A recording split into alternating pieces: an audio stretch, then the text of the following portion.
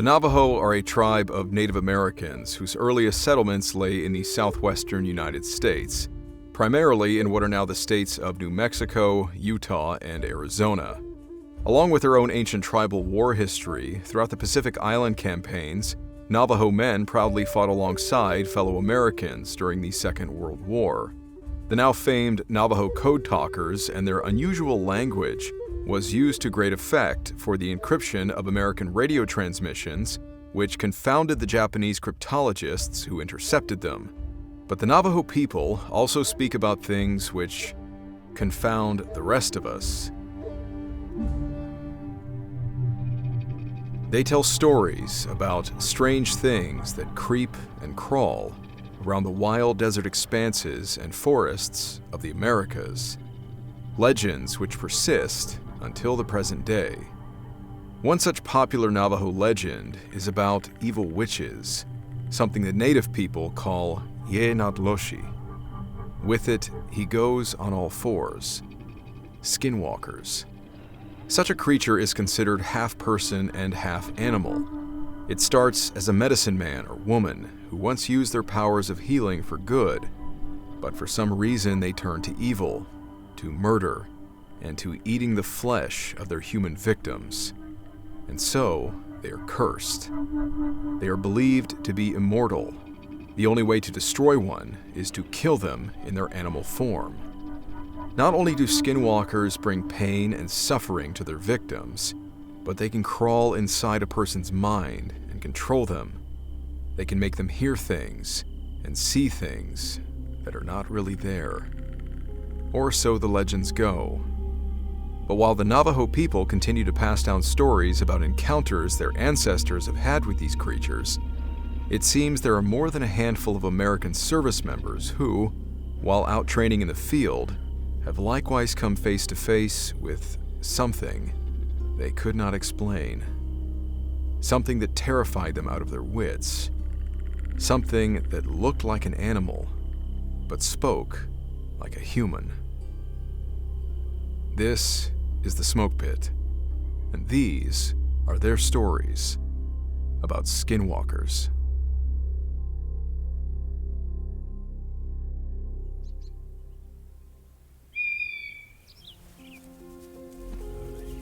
Before we enter into the stories from our military service members, it might help our understanding of these creatures to hear one story that is told by the Navajo people. Modern times may have quelled the superstitious fears that many native people once held, always cautious of certain creatures, always on the lookout for skinwalkers. But it was once, if not still is, a very real fear. Navajo parents would warn their children that skinwalkers could look like anyone else during the day, then at night transforming into creatures with glowing eyes. Skinwalkers appear during the day too, they said, waiting and watching for their victims. They could run like the wind and easily track down a person. One Arizona Navajo man tells us a story that took place about 100 years ago. This man's name is Art Tracy Jr., and his story was published by fellow natives from the Ponca and Tongva tribes in a book they subtitled Chilling American Indian Stories. As his mother relayed the story to him, in the 1920s or 30s, there was a Navajo man working as a ranch hand for a wealthier Navajo landowner somewhere around the western part of the Navajo reservation in Tuba City, Arizona. One day, he decided to ask his employer for a few days of leave to go and visit his family where they lived in New Mexico. Riding horseback through desert canyons, mesas, and open range, he eventually stopped along his route to rest for a while. While paused, staring out at the desert expanse around him, he suddenly spotted an old, mangy coyote sitting on top of a hill not too far away. The man pulled out his rifle, took aim, and fired, watching the coyote drop to the ground. He then walked over to inspect his kill. Reaching the top of the hill, he was shocked to find not the body of a coyote, but a young Navajo man with long hair. At least, part of a young man, and he was dead. The top half of his body was human, the skin painted with designs, and his lower half that of an animal, covered in the fur of a coyote. Now horrified, the man who shot him looked around, wondering what to do. Spotting a deep crevice along the canyon's edge, he dragged the creature's body to the cliff and hurled it over the edge. His fear growing, he then mounted back up and rode his horse near to death, riding even past nightfall, trying to put as much distance between himself, the creature, and the place where he'd killed it. Finally crossing the Chusca Mountains, he reached his relative's home just past Shiprock, New Mexico.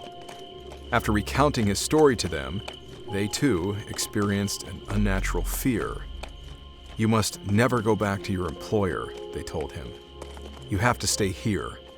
The relatives of the Skinwalker will be looking for answers, and they'll be out looking for you."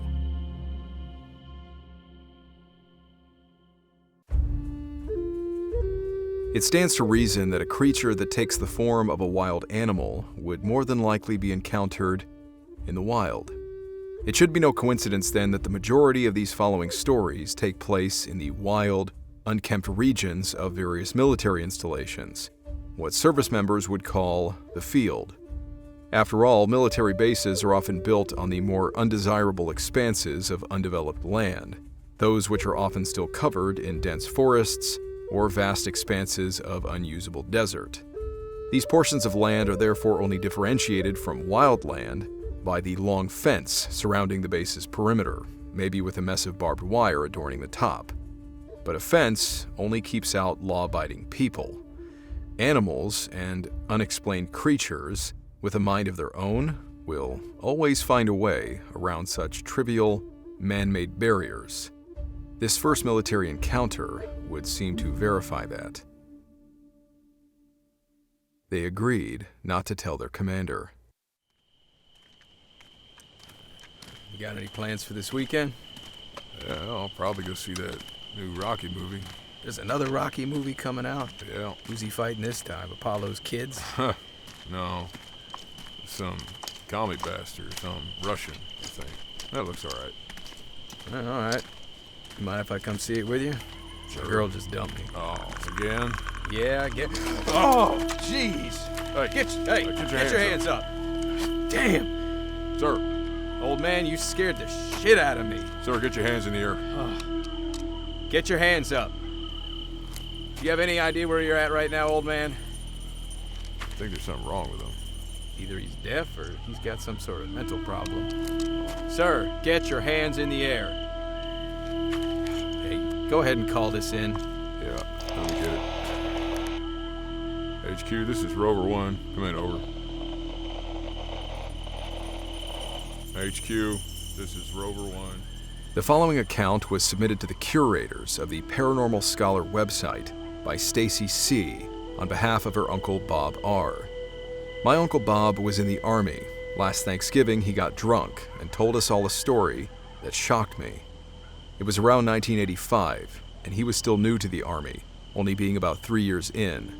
He was on patrol duty on a base in Arizona. It was late, and he and another guy were walking along the fence line.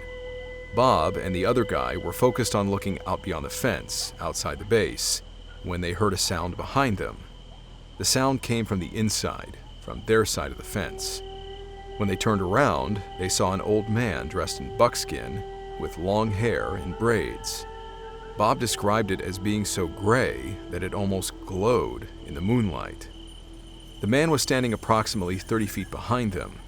Both men drew their weapons, as the old man was in a restricted area with warning signs all over the place. They could have shot him if they'd wanted to, but neither my Uncle Bob nor his buddy wanted to shoot an old man. They figured that he must have Alzheimer's and had wandered into the base or something.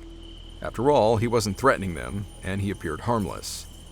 The men shouted to the old man, telling him he was in a restricted area and that he needed to put his hands in the air.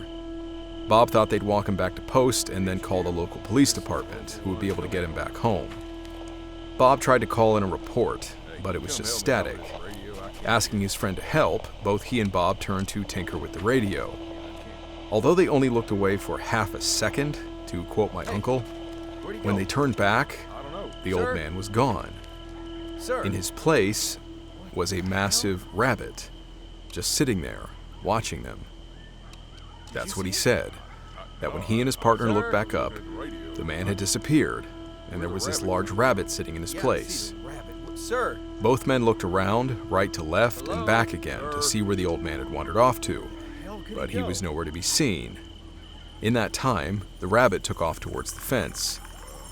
Then again, they heard a noise behind them, and when they turned around, the same as last time, the old man was there. This time, however, he was now on the outside of the fence. How did he get over the fence? The fence was a good 8 to 10 feet tall. There was no way this old man could have jumped it. To hell with this. Bob described how that sent him and his buddy off running, and they agreed not to tell their commander. Keep in mind that my uncle was drunk, but despite over 30 years having passed since that night, he still looked scared as hell when he told us that he had seen a skinwalker.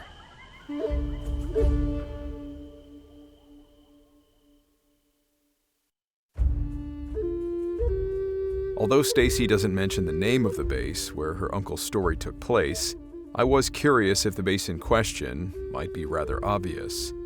Arizona has several military bases, 3 of which are Army.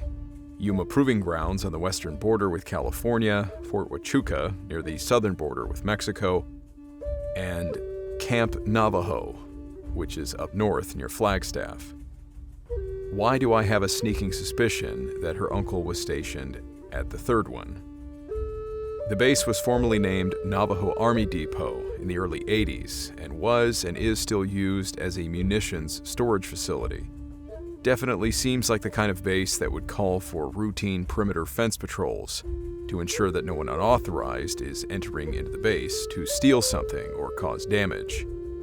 And as the name would indicate, the land it occupies lies very close to what remains of the Navajo's land, and was undoubtedly occupied by the Navajo people in previous generations.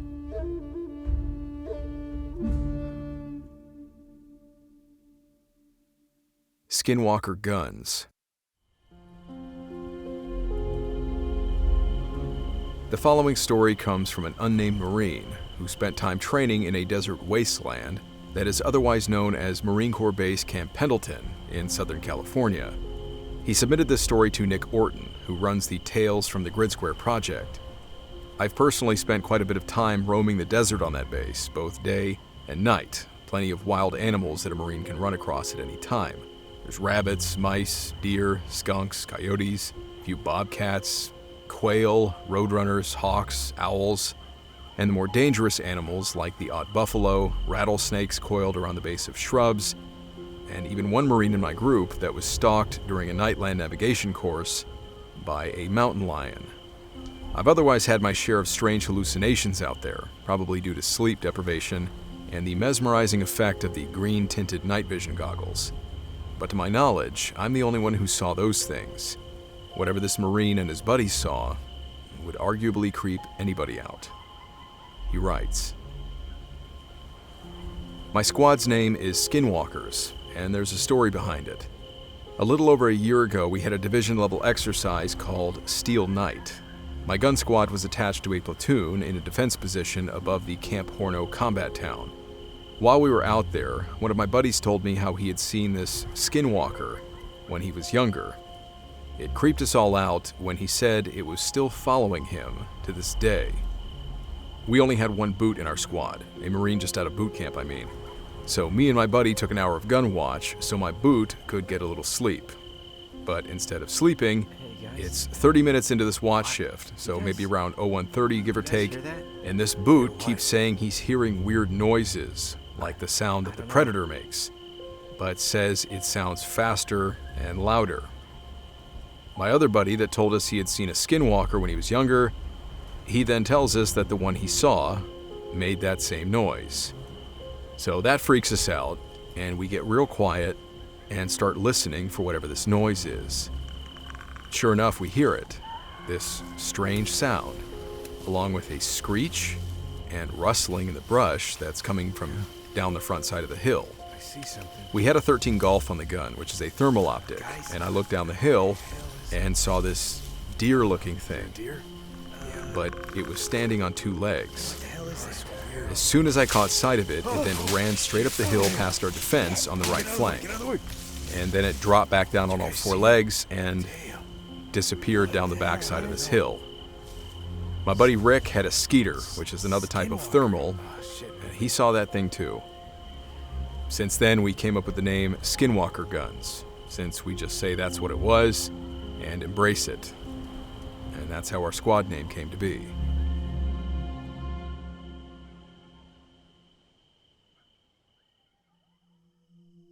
Now, I'm not one to knock a good story, but I have seen deer stand up on their hind legs and walk.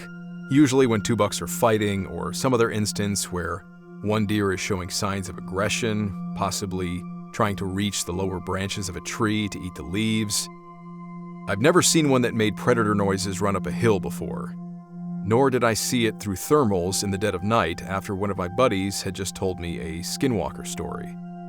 All of that happening at the same time would make for a creepy experience in any case. But the following stories are not so easy to offer a rational explanation for. Hello. Tries to break right towards the nose of the plane and not jump. So, Jump Master sees him going right and says, nope. He reaches up, he grabs the overhead, and then donkey kicks his ass right out the door. Dude, I got out right after him, and he is screaming. Oh, wait. Whoa. What? Blue blazes? Mountain lion? Sounds a hell of a lot more like a woman. This next account comes from an unnamed soldier who is likely a member of the California National Guard and was serving on a security detail during a massive wildfire. The Dixie Fire of 2021 was the single largest wildfire recorded in California history. It burned nearly 1 million acres of land and destroyed multiple communities in the area. And with the rapid spread and size of the growing fire, it would seem the California Guard was assisting local authorities in blocking roads, preventing civilians from driving into areas that were burning or were in the direct path of the fire. The fire undoubtedly disrupted a vast amount of wildlife in the area, but for this soldier and his group, they appear to have encountered something in the forest that was in and of itself disturbing. He writes, "This happened during the 2021 Dixie Fire in North Cal. My lieutenant, our driver, PFC Bravo, and myself were driving around, making the rounds, and checking on all our guys out at their checkpoints. We got to one where our guys were blocking a road, and they had one of those generator lights. So we stopped for a bit, and we're all just standing around talking and making conversation, when we started hearing a woman screaming. It startled the hell out of all 6 of us. My LT and I ready up our weapons as we take a few steps towards the wood line. We had been told that if we hear a woman screaming, it's usually a mountain lion attacking a deer or something like that, but this sounded close. And honestly, it just sounded too much like a woman screaming. So my LT yells out, 'Hello?' And I shit you not, in his same exact voice, we hear back, 'Hello?' What the hell? Everybody back in the trucks. This wasn't an echo at all. It came clear as day from the direction we heard the screaming, and it was his exact voice. We all immediately said, screw that. My crew and I got back in the truck and noped the hell out of there after telling Specialist Sierra and his crew to stay in the truck and to combat lock all their doors. Pretty sure a skinwalker was out there trying to get one of us. Creepy as hell.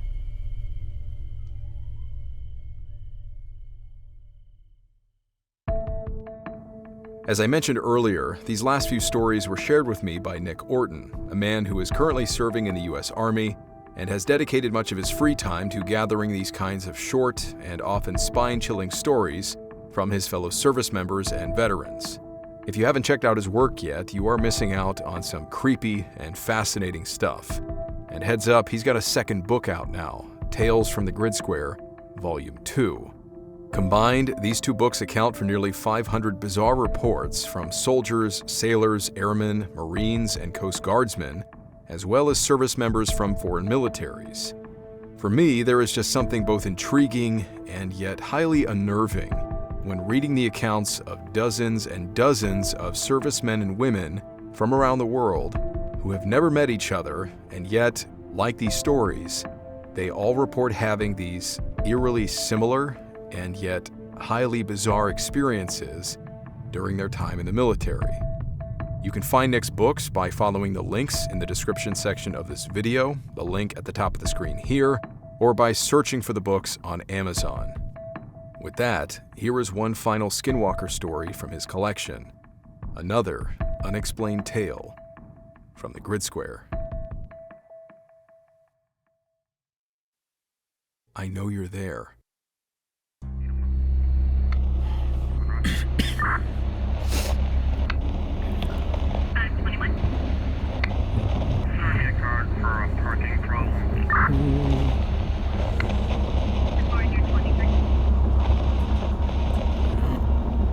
goes the radio.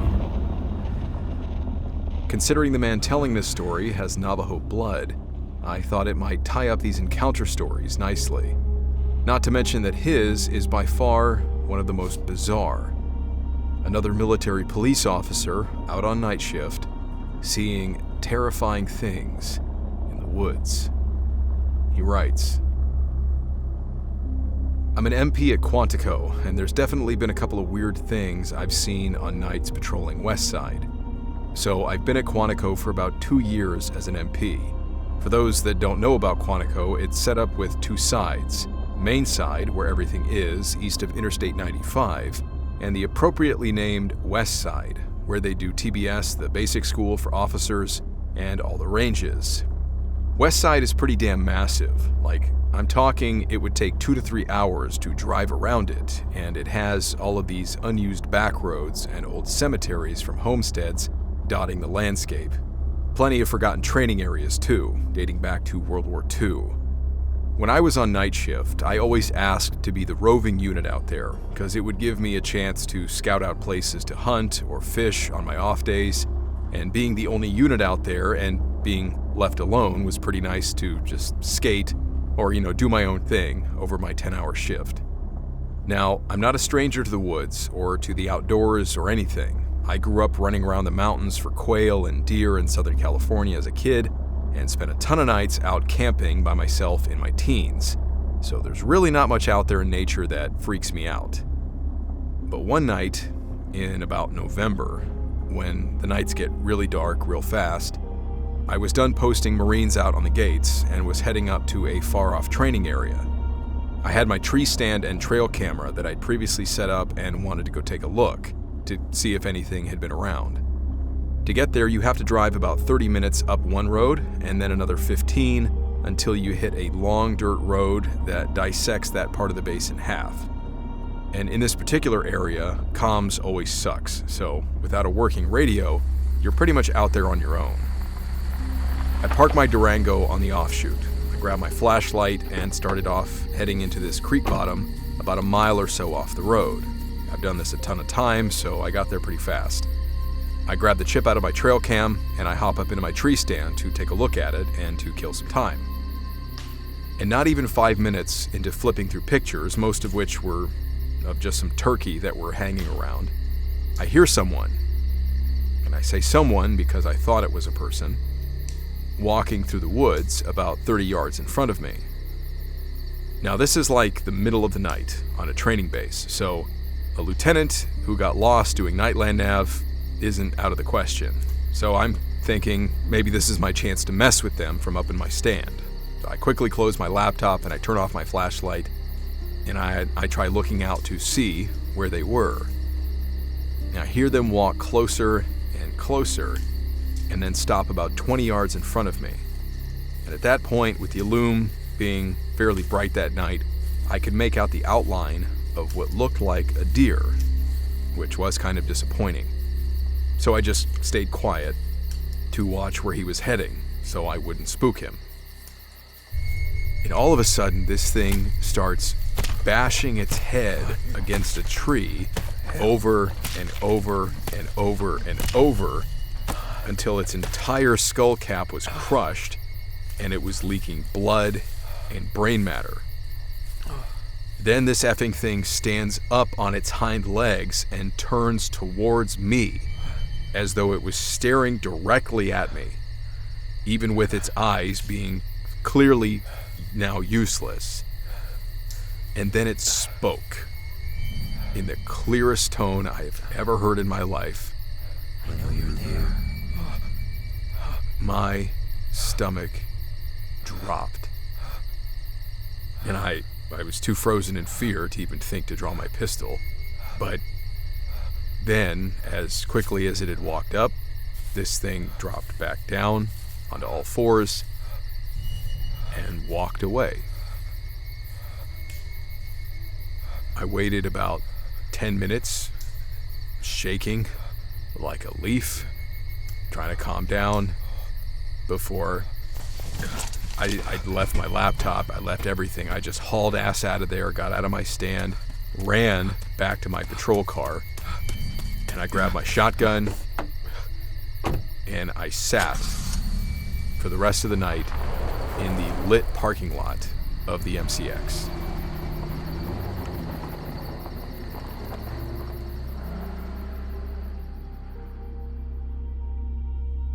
It took about a month before I summoned up the courage to go back, grab my laptop and stuff I'd left there. And I went with a friend who I didn't tell what had happened, but I told him to bring his long gun as well. When I got there, I grabbed my stuff and I looked towards where the thing had been. And the tree was busted up with splinters everywhere and what looked like, the bone fragments and the mess, the blood scattered on the ground. Needless to say, I don't go out checking stuff in the middle of the night anymore, and I hunt on the complete opposite side of the base. And anytime I do need to go by there now, I always take a shotgun in condition 1.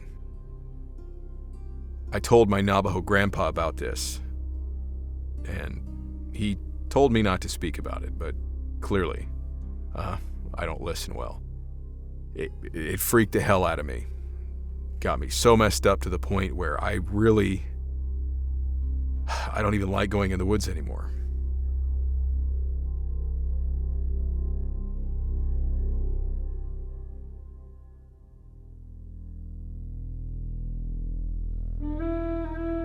As I say, I've seen deer do strange things, but talk? While the idea seems completely ludicrous, Navajo legend does say that skinwalkers possess the ability to enter a person's mind and make them hear and see things that aren't really there. So perhaps the voice he heard was only inside his own mind. It's no less terrifying either way. As for the animal's strange behavior, if it indeed was just an animal, I found at least one more account online where a young man recalled seeing this kind of behavior while hunting with his grandfather. No idea where it took place, but the two men apparently watched a deer slam its head repeatedly into a rock until its antlers and skull were shattered. The animal then clumsily licking its own brain matter off of the rock before standing upright like a human, he said, and then walking into the nearby river and drowning itself. Both the young man and his grandfather were also terrified by the experience. It likewise kept them from wanting to return to the woods. And quite strangely, the story ends with the young man saying his grandfather moved to Florida shortly afterward for what he put in quotes as safety reasons. He makes no mention about having any suspicions about what this animal was, other than just being a deer, acting strangely, but it does make you wonder what about the animal's behavior by itself would have scared them so badly. Strange as it may seem, these are only a handful of the available Skinwalker stories we have left to share. It would seem another particular Marine Corps installation in California likewise has no small amount of reported encounters with strange creatures roaming the desert backlands. And with all of the artifacts that have been found in the area, it would seem that the installation, 29 Palms, appears to have been built on what was once tribal land, a place where native people once undoubtedly lived and died, and quite possibly practiced dark magic.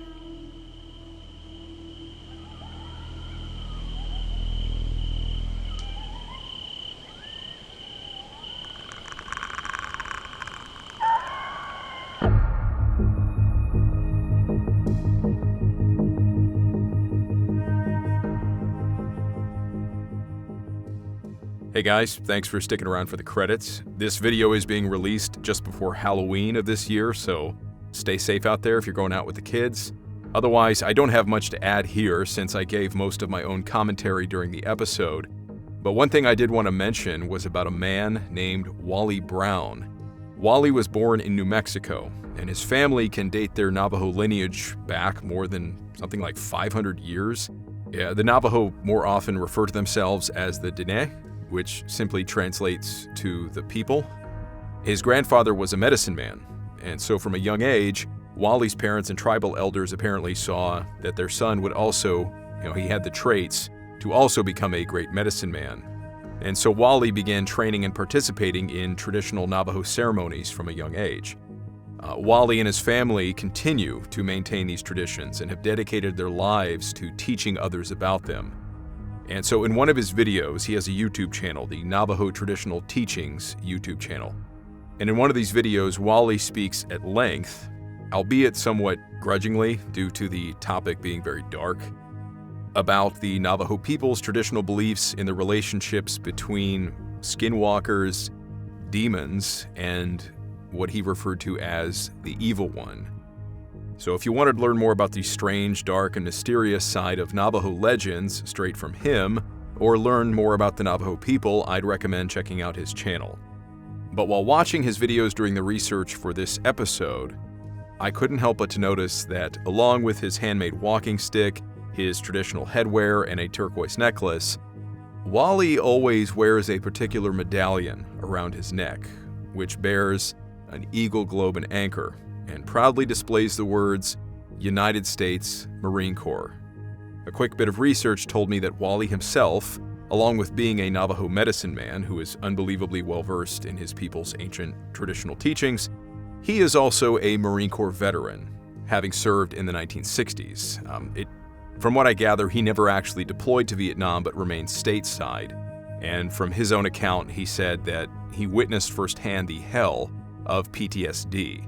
And so in treating these wounded Marines, in whatever his occupation was, he tried to apply a lot of these Navajo medicine teachings, whether it be the chanting, prayers, healing ceremonies that he would use to try to bring these wounded men back, their minds back to a state of calm. So I know a lot of his buddies went to Vietnam, but I'm not sure if he did. I don't think he did. But anyway, from one Marine to another, I just wanted to acknowledge my sincere appreciation for his work and for sharing the Navajo people's and his own incredible legacy with the rest of us. Of course, I have to give a shout out to my incredible patrons who you always see running in the credits here. Thank you guys so much, as well as anybody who has greatly supported the channel by going to the website, picking up some merchandise, and certainly everybody who's ever sent me a story recommendation or a story submission. I'm still getting back to your emails, just trying to knock out a few episodes here. Appreciate your patience on that, but otherwise, thank you guys so much. If you're new to the channel, welcome. We're happy to have you here. And with that, God be with all of you, no matter what you are dealing with, and I will see you in the next episode.